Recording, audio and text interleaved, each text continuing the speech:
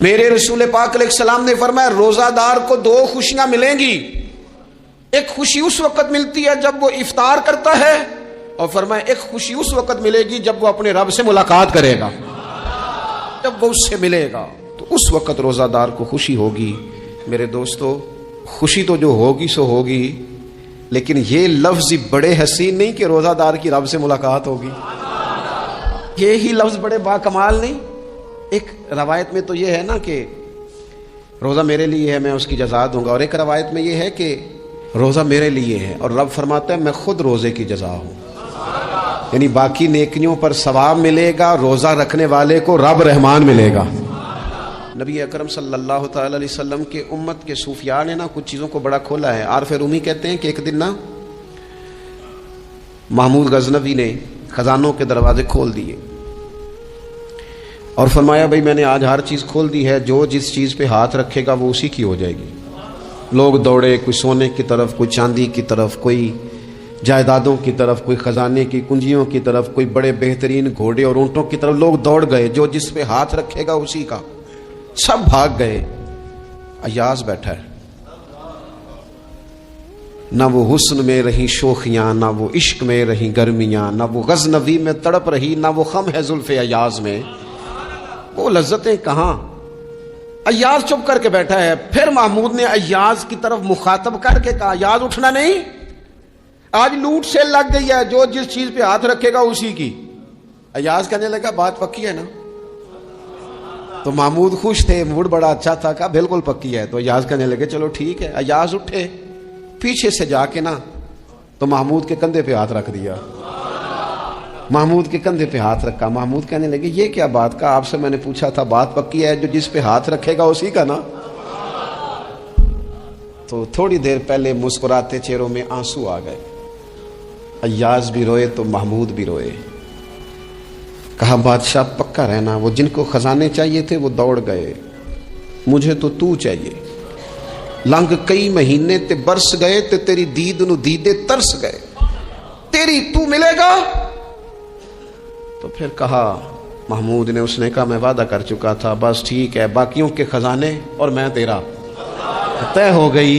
فرمایا باقی نیکیوں پر ثواب ملے گا اور روزہ رکھنے والے کو رب رحمان ملے گا، اللہ کا قرب ملے گا. دیکھو نا، وہ خاص انسان کو کیفیت حاصل ہوتی ہے روزے میں، رب کے ہونے کا یقین. وہ جو صوفیاء کہتے ہیں نا مراقبہ کرو، وہ نصیب ہوتا ہے.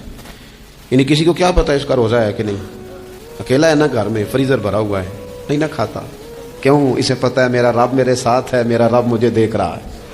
بس یہ تصور توحید پکا ہو جاتا ہے رمضان. تو پھر اللہ تبارک و تعالیٰ کی بھی خاص رحمت اور کوئی خاص ہی اعزاز. حضور فرماتے ہیں جنت کے کئی دروازے ہیں، ایک باب الریان ہے، اس سے صرف روزہ دار گزریں گے. آواز ہوگا روزے والے آ جاؤ، وہ آ جائیں گے. فرمایا اس خاص دروازے سے گزرو. جب گزر جائیں گے تو فرمایا بند کر دو بھائی، اور کوئی نہیں گزرے گا یہاں سے. دروازہ ہی مخصوص ہے، ان کا اعزاز ہی ذرا زیادہ ہے. تو میرے عزیز، رمضان شریف کے اندر وہ منصب کا بس خیال رکھیں کہ میں روزہ دار ہوں، اس احتیاط کے ساتھ. اور دوسری جو رمضان کی چند عبادات ہیں نا، سب سے پہلی تو میں عرض کروں گا تراویح کے حوالے سے. یہ بات یاد رکھ لیں کہ نبی پاک علیہ الصلوۃ والسلام نے فرمایا جس نے ایمان اور احتساب کی نیت کے ساتھ رمضان میں قیام کیا، اللہ اس کے پچھلے سارے گناہوں کو معاف فرما دے گا. اور ایک مقام پر نبی پاک صلی اللہ تعالی علیہ وسلم نے بیان کیا، یہ مشکات میں موجود ہے. حضور فرماتے ہیں رمضان اور قرآن دونوں قیامت کے دن بندے کی شفاعت کریں گے. رمضان کہے گا یا اللہ میں نے اسے دن بھر کھانا کھانے سے باز رکھا، اور تیری بارگاہ کے حکم کے مطابق اس نے اپنے آپ کو ان چیزوں سے بچا کے رکھا. اور قرآن کہے گا مالک رات میں نے اسے نیند سے روکے رکھا. کیا مطلب؟ اس نے کھڑے ہو کے عبادت کی. اگرچہ اس سے مراد شارحین حدیث نے تراویح بھی لیا ہے، تہجد کی نماز بھی لیا ہے، صلاۃ اللیل بھی لی ہے، لیکن میرے عزیز یہ خاص ربط ہے قرآن مجید کے ساتھ تراویح کا. مسنون ہے رمضان کی راتوں میں قرآن مجید اور تراویح کا پڑھنا. اگر تھوڑی سی نا طبیعت میں صرف تبدیلی پیدا کی جائے.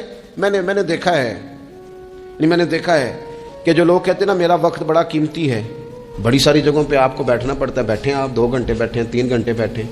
میں نے دیکھا ہے لوگ جاتے ہیں کسی دفتر میں تو رات کو چلے جاتے ہیں اس علاقے میں، کھڑے ہیں، پاسپورٹ کے دفتر کھڑے ہیں، شناختی کارڈ کے دفتر کھڑے ہیں، امیگریشن کی لائنوں میں کھڑے ہیں، کچھ ذہن تو بنائیں کہ میں نے رات کھڑے رہنا ہے اور اپنے رب کی عبادت کرنی ہے۔ تراویح کو ذرا ذوق سے آپ اگر تھوڑا ارادہ کر لیں گے نا، یعنی کوئی ایسا مشکل کام نہیں، میری تو رائے یہ ہے کہ پہلے 3-4 دن ذرا جم کے ذہن بنائیں اور تھوڑا سا نا روٹین کو بدلنے کی کوشش نہ کریں۔ جس امام صاحب کے پیچھے تراویح شروع کریں کوشش کریں ساری وہیں پڑھیں۔ روٹین بدلنے سے بھی سستی آتی ہے، ایک دن یہاں گئے 2 دن وہاں گئے، تو یہ روٹین بدلنے سے بھی بعض اوقات سستی آتی ہے۔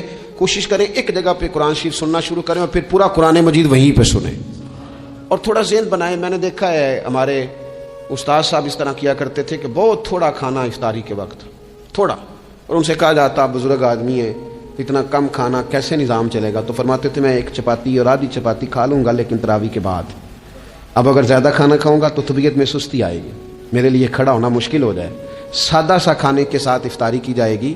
اور تراویح کے لیے اپنے آپ کو ذہنی کہاں ٹائم ملتا ہے سارا سال قرآن پڑھنے سننے کا، یہ تو اللہ نے موقع عطا فرمایا ہے، تو تھوڑا سا اگر دلچسپی پیدا کی جائے، بڑا بڑا سونا قرآن مجید پڑھا جاتا ہے مساجد میں، بچے بڑی بڑی خوبصورتی سے، تو اللہ کا شکر ہے جگہ جگہ پہ، اور مساجد کے علاوہ بھی میں نے دیکھا ہے ہم سے لوگ مطالبہ کرتے ہیں کہ ہماری فیکٹری میں رات کو بھی کام ہوتا ہے، اتنے سارے ورکر ہیں تو بچہ کوئی مل جائے قرآن شریف سنائے، فلانی جگہ بھی اتنے لوگ ہیں تو اگر موقع مل جائے، تو اگر تھوڑا ذہن بنایا جائے، شوق پیدا کیا جائے تو اللہ تعالیٰ فضل فرماتا ہے، انسان کو طاقت ملتی ہے کھڑے رہنے کی۔ ایک تو تراویح، روزہ، تراویح، اور تیسری بات ہے سحر اور افطار۔ یہ جو سحری اور افطار، یہودی جو تھے نا وہ سحری نہیں کرتے تھے، سحری کا نام و نشان نہیں تھا، روزہ رکھتے سحری نہیں کرتے، تو نبی پاک صلی اللہ تعالی علیہ وسلم نے فرمایا ہمارے اور یہودیوں کے درمیان فرق ہی سحری کا ہے، اور نبی پاک صلی اللہ تعالی علیہ وآلہ وسلم نے فرمایا سحری کھایا کرو، سحری کھانے میں برکت ہے۔ اور اگلی بات سننی آپ نے تو خوش ہو جانا ہے، سحری کو معمولی نہ سمجھے، سحری کرنا عبادت ہے۔ ہاں آپ مت سمجھیں کہ میں روٹی کھا رہا ہوں، یہ تو میرے سامنے دہی رکھا ہوا ہے، یہ تو سالن رکھا ہوا ہے، یہ تو اچار رکھا ہے، تو چپاتیاں رکھی ہیں، سحری کھانا عبادت ہے۔ آپ صبح اٹھے، آپ کی تو روٹین ہی اور تھی، تو 7 بجے کھاتے تھے، 9 بجے کھاتے تھے، یہ جو آپ صبح کھا رہے ہیں اٹھ کے سحری میں، اپنی مرضی سے تھوڑی کھا رہے ہیں، یہ تو کسی کے کہنے سے کھا رہے ہیں، یہ تو کسی کے بٹھائے بیٹھے ہیں۔ یہ جو سحری کا لنگر ہے یہ رب رسول کی رحمت کے ساتھ عطا ہوتا ہے، یہ کرم ہے، یہ اللہ رسول کے بٹھائے بیٹھے ہیں۔ کیا میرے رسول پاک صلی اللہ تعالی علیہ وآلہ وسلم نے بات کھول لی، ترغیب و ترہیب میں حدیث ہے، اللہ کرے یہ کبھی چسکا لگ جائے، یہ والا مزہ آ جائے، تو پھر تو گھر میں دسترخوان نہیں بچھا ہوا ہوگا، پھر تو رنگ ہی کوئی اور ہوگا۔ حضور فرماتے ہیں اللہ تعالیٰ اور اس کے فرشتے سحری کھانے والوں پر رحمتوں کا نزول فرماتے ہیں۔ کھائی روٹی جا رہی ہے، پکا ہوا کھانا ہے، لیکن حضور فرماتے ہیں رب بھی رحمتیں فرما رہا ہے اور اللہ کے حکم سے فرشتے بھی رحمتوں کا نزول کر رہے ہیں سحری کھانے والوں پر۔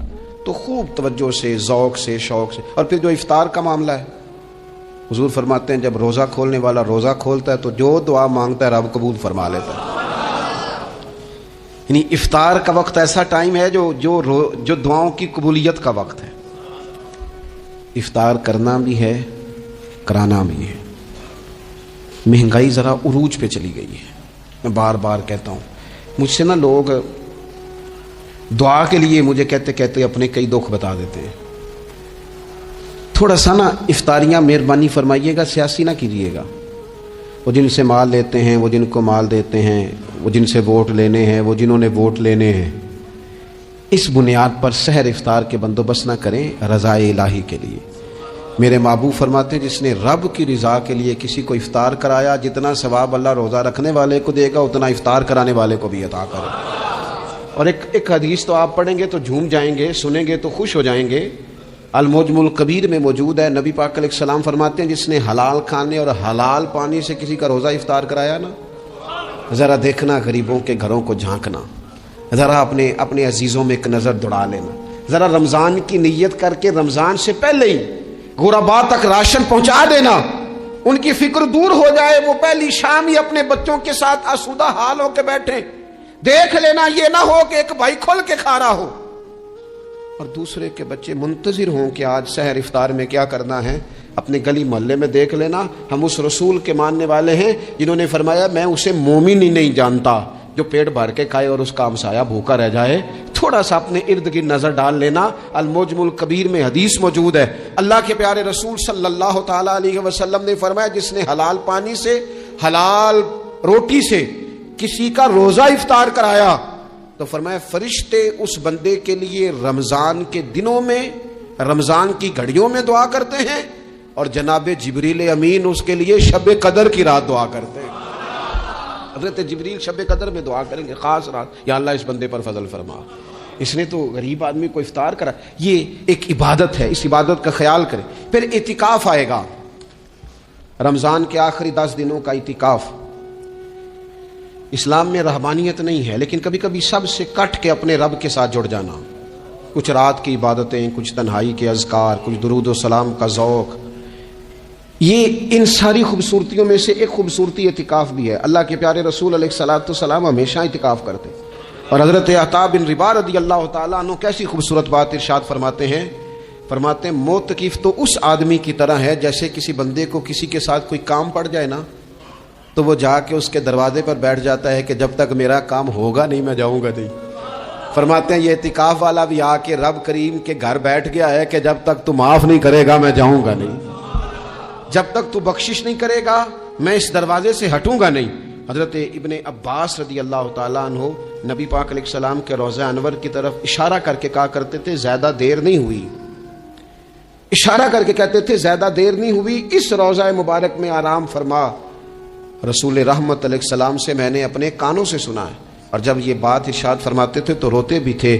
فرماتے ہیں میں نے خود نبی پاک علیہ الصلوۃ والسلام سے سنا ہے کہ جو شخص اللہ تعالیٰ کی رضا کے لیے ایک دن کا بھی اعتکاف کرے گا نا, اللہ تبارک و تعالیٰ اس کے اور جہنم کے درمیان 3 خندقوں کی آڑ بنا دے گا, اور فرمایا ان کی مسافت زمین و آسمان سے بھی زیادہ ہوگی. یہ 3 خندقیں اتنی بڑی جن کی چوڑائی زمین آسمان سے بھی زیادہ ہوگی. ایک دن اعتکاف کر لے تو اللہ اس بندے کو دوزخ سے اتنا دور فرما دے گا. بہت سارے لوگ ہیں جن کو بڑا ٹائم ملتا ہے چھٹیاں گزارنے کے لیے, کبھی کسی سیاحتی مقام پر, کبھی کسی سیاحتی مقام پر, خرچہ بھی مل جاتا ہے, کام بھی ہو جاتا ہے, سارے سلسلے بن جاتے ہیں, بڑی بڑی جگہوں پہ لوگ جا کے ٹائم گزارتے ہیں. تو ایسا نہ ہو کہ 10 دن اللہ کے گھر میں بھی گزارے جائیں. علماء نے لکھا ہے کہ کوشش تو کریں ہر سال اعتکاف ہو, نہ ہو سکے تو چلو چند سالوں کے بعد ہو جائے. اور فرماتے ہیں کہ زندگی میں ایک دفعہ تو اس سنت کو ضرور ادا کرنا چاہیے. کوئی بندہ ایسا نہ ہو جو محروم رہ جائے, زندگی میں ایک بار صحیح پر اعتکاف کے ساتھ اپنے آپ کو وابستہ ضرور کرے. رمضان المبارک کے اندر آخری اشرا شب قدر کی تلاش کا اشرا ہے. اللہ کے پیارے رسول صلی اللہ تعالی علیہ وسلم ان 10 دنوں میں خود بھی عبادت کرتے تھے اور گھر والوں کو بھی جگایا کرتے تھے, اور اپنے اہل خانہ کو تاکید فرماتے تھے کہ اٹھو اٹھو, آگے بڑھو, یہ آرام کرنے کے دن نہیں ہیں. ہمارے ہاں یہ ہوتا ہے کہ وہ جو آخری 10 دن زیادہ عبادت کے تھے, شب قدر کی تلاش کے تھے, وہ آخری 10 دن سارے بازار میں گزر جاتے ہیں. کپڑے سلوائے جا رہے ہیں, کپڑے خریدے جا رہے ہیں, جوتے خریدے جا رہے ہیں, واپس کیے جا رہے ہیں, دوبارہ لیے جا رہے ہیں, سفر ہو رہا ہے, آنا جانا ہو رہا ہے, عیدیاں بانٹ رہی ہیں. تو یہ سارے کام جو آخری عشرے میں کرنے ہیں, جو زیادہ عبادت کے دن تھے, وہ سارے کام تو رمضان سے بھی پہلے کر لینے چاہیے. کپڑے رمضان سے پہلے خریدے جائیں, پہلے سلوا لیے جائیں, جوتے پہلے لے لیے جائیں, ضرورت کے کام پہلے کر لیے جائیں. جہاں آپ کو جو بانٹنا ہے وہ رمضان سے پہلے کریں. وہ مفت کی اپنے دل کو مطمئن کرنا کہ اب میرے پاس یہ بڑے میں خیر کا کام کرنے نکلا ہوا ہوں, میں عیدی بانٹنے جا رہا ہوں, یہ پہلے بانٹنے تھے. یہ عجیب بات ہے کہ جو زیادہ وقت مسجد میں گزارنے کا ٹائم تھا وہ سارا ہم نے ضائع کر دیا. وہ ادھر ادھر بازاروں کی نظر ہو گیا, میل ملاپ کی نظر ہو گیا. تو اگر چیزوں کو مرتب کیا جائے, میں تو دوستوں سے کہا کرتا ہوں زکوٰۃ کا حساب, صدقات کا حساب, صدقات فطر کا حساب, جتنے بھی روٹین کے کام ہیں اس کو کوشش کریں رمضان شریف سے پہلے آپ ترتیب دیں. آپ ان چیزوں کو پہلے سے مرتب کریں تاکہ وہ بہترین ہو جائیں. ہم تو اس دین کے ماننے والے ہیں جہاں نیت کرو تو اجر شروع ہو جاتا ہے. آپ رمضان کی نیت سے جو آج خرچ کریں گے اس کو اللہ تعالیٰ رمضان کے ثواب کے برابر ہی اجر عطا فرمائے گا. لیکن وہ ہم نا کچھ لوگ بڑا ایک صاحب مجھ سے کہنے لگے جی میں نے سنا ہے صدقہ فطر آخری عشرے میں ہی دینا چاہیے. میں نے کہا آپ کا پروگرام تب دینے کا, اس لیے آپ نے یہ گاڑا کر کے سن لیا, ذرا اس کو آپ نے زیادہ غور سے سن لیا ہے. آپ جب ضرورت محسوس کریں, جب آپ سمجھیں کہ کسی کو ضرورت ہے, ضرورت کے وقت کوئی چیز کام نہ آئی تو پھر کب جا کے کام آئی. تو میری آپ سے یہ اپیل رہے گی کہ پہلے سے چیزوں کو مرتب کریں، معاملات کو پہلے سے طے کریں۔ وہ لوگ بڑے اچھے ہوتے ہیں جو وقت پر منصوبہ بندی کرتے ہیں، جو چیزوں کو ٹائم پہ مرتب کرتے ہیں۔ وہ ٹائم جو ہمارا بالکل اللہ کی بارگاہ میں حاضری کا ہے، عبادات کا ہے، اگر وہ سارا گاڑیوں کی نظر ہو جائے گا، اسفار کی نظر ہو جائے گا تو ہم نے حاصل کیا کیا؟ ایک بات آخر میں بڑے درد کے ساتھ آپ کی خدمت میں عرض کرنی ہے، ہر سال کہتا ہوں، اس سال بھی کہوں گا، ذاتی اخراجات کو کچھ کم کیا جائے۔ ذاتی اخراجات نہ کچھ لوگوں کے بہت زیادہ ہیں، ان کے اپنے لباس کے، کپڑوں کے، اور وہ اخراج میں نے پچھلے جمعے بھی کہا تھا، اسلام ذبائش کی اجازت دیتا ہے، نمائش کی اجازت نہیں دیتا۔ نمائش والے کام اگر تھوڑے چھوڑ دیے جائیں کچھ بھی نہیں ہوتا۔ میں تو شاید اگر میں سینکڑوں کہہ دوں تو غلط نہیں ہوگا، لیکن بیسیوں تو لوگ ایسے ضرور ہوں گے کہ جو عید ساری سو کے گزارتے ہیں، سارا دن سوئے رہتے ہیں، پتہ نہیں وہ اتنے مہنگے مہنگے کپڑے کس لیے خریدتے ہیں، عید کی نماز پڑھی سو گئے، اور بھئی آپ کا فون بند تھا جی میں سو رہا تھا جی، تو بھئی وہ جو آپ نے 1.5 مہینہ درزی کے پاس آنا جانا لگایا وہ کس مقصد کا؟ رات کوئی پہننا تو کوئی پرانا جوڑا پہن لیتے۔ ایسی مصیبت کیا بنی ہوئی تھی؟ اتنے مہنگے کپڑے خریدے، اتنا مہنگا جوتا لیا اور دن سارا سو کے گزار دیا۔ ذاتی اخراجات کام کریں۔ پتہ کیا ہے، فرق بہت بڑھتا جا رہا ہے، بہت بڑھتا جا رہا ہے۔ یعنی ایک جگہ پہ چیزیں پڑی ہیں، خراب ہو گئی ہیں، کھانے کا ٹائم نہیں، پہننے کا ٹائم نہیں، اور ایک جگہ وہ ہے کہ جہاں لوگ دوائی کو ترس رہے ہیں۔ گندم امیر شہر کی ہوتی رہی خراب، اور بچی کسی غریب کی فاقوں سے مر گئی، اور کسی نے کہا تھا کہ غریب شہر تو فاقوں سے مر گیا لیکن امیر شہر نے ہیرے سے خودکشی کر لی، اللہ معاف فرمائے۔ تو بہت ساری جگہوں پہ لوازمات زیادہ ہیں، اخراجات زیادہ ہیں، تکلفات زیادہ ہیں۔ اس رمضان میں مہنگائی کا جو زور ہے، حالات کی جو سنگینی ہے، اور تھوڑا پیچھے جائیں تو غریب علاقوں میں جس قسم پرسی کے ساتھ لوگ اپنا وقت بتا رہے ہیں، اگر صرف امیر لوگ اپنے کچھ ذاتی اخراجات کو کنٹرول کرنے میں کامیاب ہو جائیں تو بڑے سارے لوگ ایسے ہیں جن کے لیے وہ خوشیاں بانٹنے کا ذریعہ بنیں گے، اسباب۔ اور ویسے بھی زندگی سادہ کریں، آسان ہو جائے گی۔ زمین پر چلیں، آپ محسوس کریں گے کہ زندگی بہتر ہو گئی ہے، آسانی والی ہو گئی ہے۔ اللہ کی بارگاہ میں دعا کرتا ہوں